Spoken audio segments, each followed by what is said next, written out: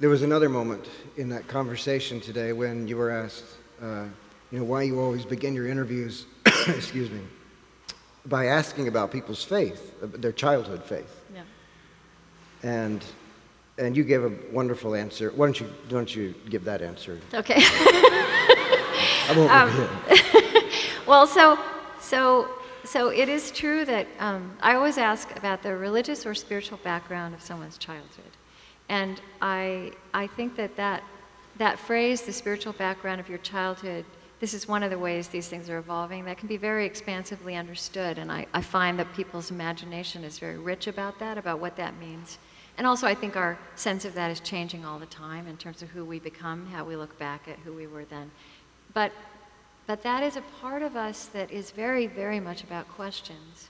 And often the questions that we started raising then, we have followed our whole lives long. But the other reason, the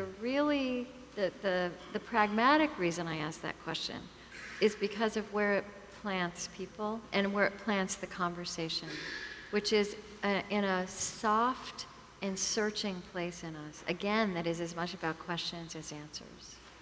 And it takes people out of this presentation mode that we're in so much of the time. And we are invited to bring our answers and our certainties and our expertise. And this actually takes people to a very different place. And it's refreshing. And I think it's relaxing to be there. And disarming. And the aside that you gave was you said, you compared that to the effect of asking someone about their spiritual life now. Yeah. Which was my first question here I'm very glad I listened to that. and you said that you find that very off-putting. People would find that very off-putting. Look, I wonder there why. is no part of us, it would be just as intimate as I asked you about your sex life, honestly. Like, this is an incredibly intimate part of us, very hard to put words around. I rarely ask people a head-on question about these things, even in my conversations. You have to come at this from an angle. And you have to find ways in. It's like Parker Palmer says that, Parker Palmer, the Quaker author, he says that we're very adept in this culture at bringing our intellect into public spaces. Like, we know how to give voice to our opinions. And we actually have gotten really good at bringing our emotions into public spaces. But he says the insights of the soul, the